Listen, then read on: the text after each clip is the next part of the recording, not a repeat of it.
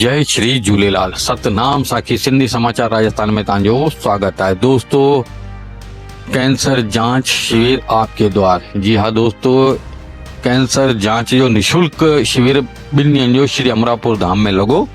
तंहिंमें कई ॼणनि पंहिंजूं जांचूं करायूं निशुल्क। जी हाँ दोस्तों, तंहिंमें कई प्रकार जी जांचूं हुयूं ऐं उहे बिल्कुलु अत्याधुनिक जेकी मशीनूं थींदियूं आहिनि न, उन्हनि जे द्वारा उन्हनि जी निशुल्क जांचूं थियूं। संत सदाईं असांजे आध्यात्मिक ज्ञान जो त ध्यानु रखंदा आहिनि, गॾु में असांजी सिहत जो बि ध्यानु रखंदा आहिनि ऐं असांखे अवेयर कंदा रहंदा आहिनि कि पंहिंजो जेको शरीर खे सदाईं पंहिंजे ज्ञान सां गॾु तंदुरुस्त रखो तंहिंसां गॾु गॾु पंहिंजे शरीर खे इन्हनि बीमारियुनि सां बि सदाईं तव्हां तंदुरुस्त रखो।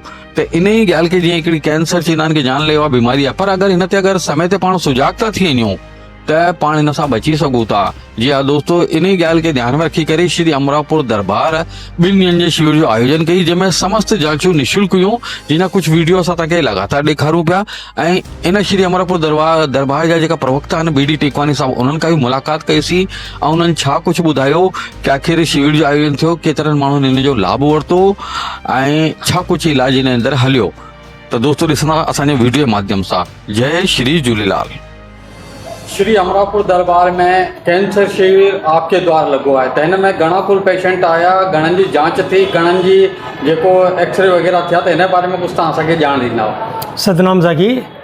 अॼु भगवान महावीर कैंसर हॉस्पिटल और कैंसर केयर और अमरापुर सेवा समिति जे जॉइंट वेंचर में हिते दरबार ते 14-15 कैंसर केयर जो विशाल शिविर लगायो वियो, जंहिंमें कल लगभग 100 पेशेंट्स आया जिनकी जांचूं थियूं ऐं कुछ जा में एक्सरे भी थिया ऐं कुछ पेशेंट जेके लेडीज हुयूं उन्हनि के कैंसर जो यूट्रस वग़ैरह जो सॼो जांच थी हुई।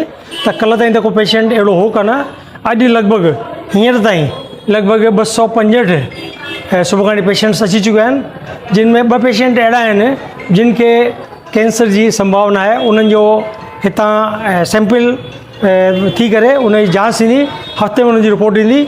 बाक़ी जेके पेशेंट्स आहिनि सभिनी जी निशुल्क जांच कई हुई ऐं ॾाढो बहितरीनु अॼु जो इहो शिविर रहियो।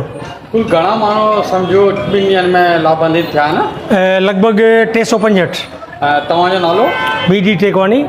अमरापुर सेवा समिति जो मां जनरल सेक्रेटरी आहियां ऐं अमरापुर स्थान जो प्रवक्ता आहियां। सतनाम साखी। सतनाम साखी।